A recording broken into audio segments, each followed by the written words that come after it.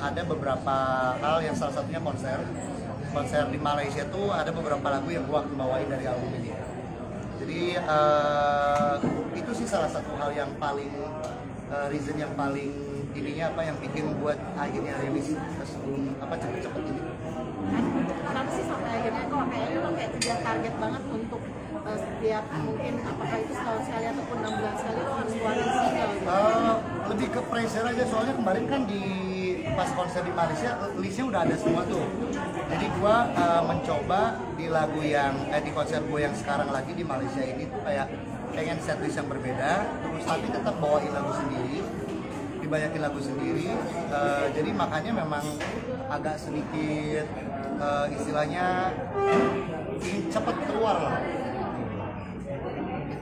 Target khususnya apa sih? Apa karena memang lo tadi lo punya pengalaman katanya sempat tinggalin penonton? Itu kan biar rumah tinggalin aja sama. Tadi kan ada cerita menarik juga soal hari ini kan katanya semua lagu kalau rekaman selalu dikirim ke ibu buat didengarin. Ya. Gimana ceritain dikit? Karena ibu tuh selalu memantau. Jadi Dek sekarang lagi ngapain, Dek itu album gimana progresnya selalu kayak gitu kan. Jadi meskipun bukan hasil akhir, saya tuh kebiasaan dari dulu memang kalau habis rekaman nih, kan kalau kita keluar dari studio nggak langsung jadi itu cuma kayak asal tempel doang. Itu saya selalu store kan, karena ibu tuh selalu pengen tahu.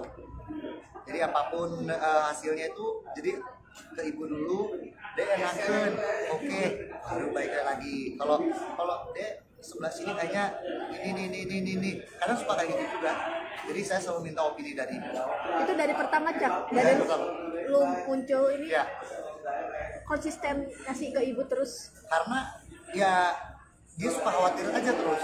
Jadi maksudnya dia takut saya nggak bisa bawainnya dengan maksimal, ataupun ibu saya takut lagunya mungkin kurang cocok gitu kan. Karena memang dari dulu memang yang agak sedikit kritis memang ibu.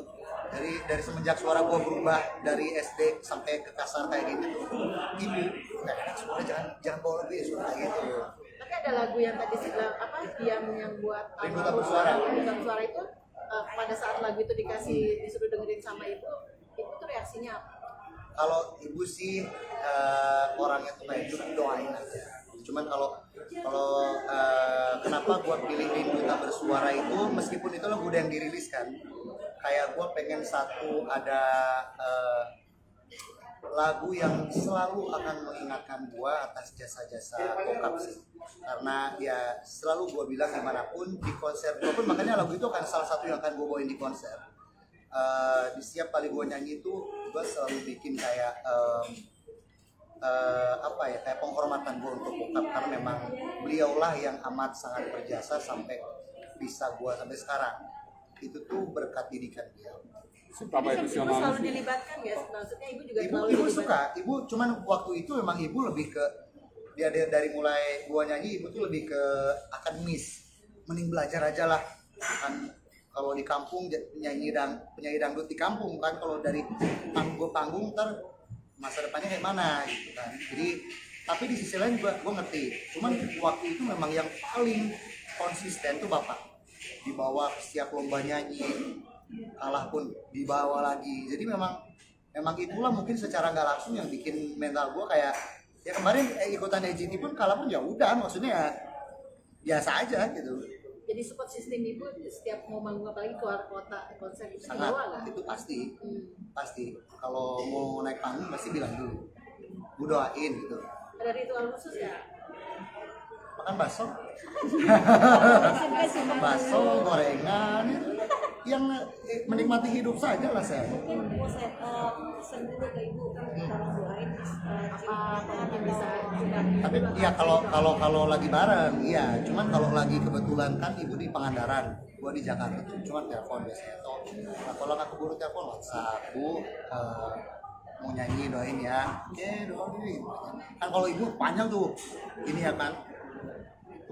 Tadi sempat bilang juga kalau semenjak berpulang Jakarta, mulai keluar nih dari zona nyaman dan mulai mencoba hal-hal baru. Mungkin lebih ke ini ya, memang banyak hal yang terlalu saya lewatkan sih. Maksudnya saya nggak tahu kenapa banyak hal-hal yang saya sesali sih. Maksudnya ketika bapak udah nggak ada, banyak yang hal kenapa nggak dilakuin waktu bapak pas ada gitu. Jadi makanya kayak di saat itu karena memang hal terakhir yang bapak ucapin sebelum ke ICU itu memang dia bilang deh nyanyi terus ya bikin orang seneng. Jadi makanya pas habis beres dikubur waktu itu memang saya ada pekerjaan 2 hari setelah itu saya pulang saya nyanyi ke Jakarta. Saya nggak mau, saya ikutin apa yang bapak saya inginkan. Jadi makanya dari sana pun saya nggak ingin menyia-nyiakan setiap hari saya selalu menggunakan yang apapun itu, karena memang itu juga hal yang terjadinya nggak terduga, nggak diprediksi. Jadi memang itu yang bikin di musik, dari segi musik pun kasarnya saya nggak peduli orang suka atau enggak, karena selagi saya bisa masih ada kesempatan untuk bermusik, saya akan mencoba semua musik. Kalau untuk lagu yang tadi untuk Bapak itu seberapa emosional sih kamu? Oh, harus dengerin deh. Luar biasa. Jadi makanya saya jarang-jarang kalau rekaman tuh biasanya kan sekali jalan tuh diem di studio kan. Cuman kalau ini tuh jedanya lumayan lama. Jadi saya beresin dulu pagi. Udah mulai, kan biasanya kalau nangis suara pun jadi beda kan. Udah emosi itu udah ngeganggu ke pita suara. Keluar dulu, santai dulu. Lama. Itu pokoknya rekaman paling lama itu. Berapa kali mungkin Ngulang-ngulang ya, Bu. Sampai saya tuh kayaknya nggak habis 1 hari. Jadi besoknya saya coba lagi. Karena udah nggak bisa kontrol emosi.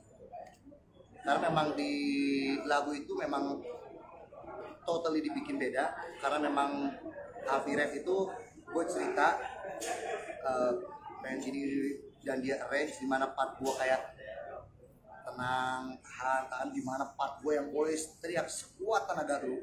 Jadi memang benar-benar itu luar biasa lagu. Untuk baitnya itu sendiri bikin sendiri? Apa? Untuk itunya? Oh enggak, itu udah dirilis sama Alfi Rev. Udah ada penyanyinya dulu. Oh. Tapi gue memang dari dulu suka lagu itu. Cuman gue lagi ngumpulin, ini memang akan ada video. Cak, untuk konser so far Persiapan konser Malaysia tanggal 17 ini gimana? Selalu kalau mau acara sih pasti nervous. Tapi alhamdulillah udah beres semua tiket. Itu yang agak sedikit bikin lega. terjual berapa, Cak? Beres. Karena kan kalau gue tuh selalu kalau kerja sama orang tuh, apalagi kalau jual tiket ya, gue tuh selalu mikirin meskipun kita kan sebenarnya nggak usah tahu masalah, nggak ya lu bayar gue, lu udah ini sama gue, ya terserah lu kan. Tapi gue tuh nggak bisa kayak gitu, jadi gue ngecek tiket, ngecek ini itu udah gimana. Takutnya kan bayar gue juga nggak dikit kan. Jadi alhamdulillah itu yang bikin lega, meskipun karena belum maksimal latihan karena mau orkestranya di Malaysia. Rencananya abis pemilu gue baru terbang ke Malaysia. Tiketnya sendiri, Cak, sold out berapa? Alhamdulillah 3.000. Itu kan auditorium tuh kapasitasnya 3.000. Dari harga berapa? Dari harga kemarin tuh yang section terakhir yang kayaknya minggu kemarin yang itu tuh dari yang mulai kalau nggak salah 700.000 sampai ada 1.300 ringgit berapa tuh? Nah, kali 3.400. 5 juta. Kayaknya lebih dari itu. Mikir gua konsep Coldplay. Rencananya 27. Dengan Durasi sih kita masih ngitung, tapi at least semua 27 kan. Memang sewa gedung kan kalau di sana juga ada waktunya, jadi kita nggak bisa meler-meler di sana. Jadi sekitar 2,5 jam. Ada artis pendukung, Banyak Cak? Nah, yang dilibatkan. artis yang pendukung gue ini yang paling spesial, karena memang ketika gue tahu tiket udah beres semua, itu Gesar belum gue umumin. Ya kayak ngucapin terima kasih gue ke yang udah beli tuh, akhirnya gue telepon Teoca, gue telepon Bang Judika, gue bilang, Bang, mau nggak di konser gue? Tapi aku nggak bisa, mereka mahal lah. Harga temen. Mau nggak bantu aku ini buat kayak ya, kalau gue pengen ngasih show yang terbaik kan.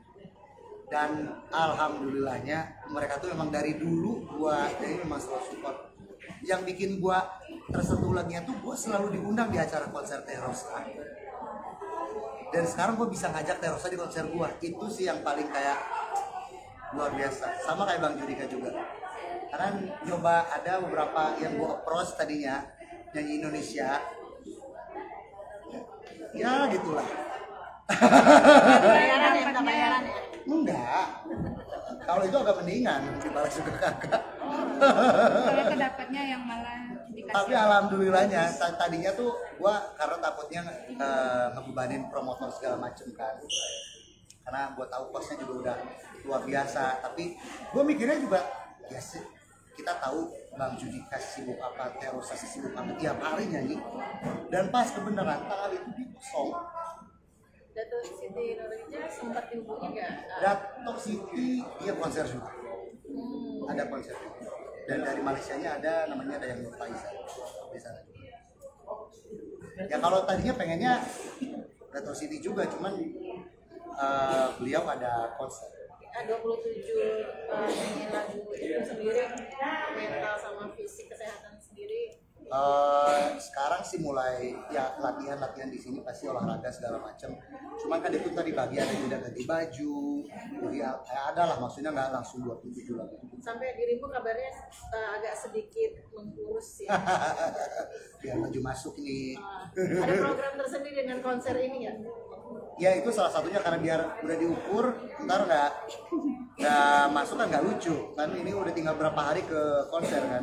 Dan sekarang sih lebih ke menjaga kesehatan aja, sekarang lagi musim juga kan. Berapa kilo aturnya? 6, baru 6. Yang terakhir ketemu itu gua masih 74. Apa yang dilakukan dalam arti olahraganya mungkin apa? Nggak makan malam sama ya lari aja sambil ngurus anjing sekomplek, sejam putar-putar udah beres. Persiapan terakhir apa yang sangat urgent untuk besok tanggal 7? Persiapan sih sekarang memang gua tuh selalu problem dari lirik, meskipun nanti akan ada prompter kan. Lirik, belajar ngobrol, karena memang agak sedikit kurang di part-part seperti itu. Jadi itulah yang gua kadang lagi latih-latih.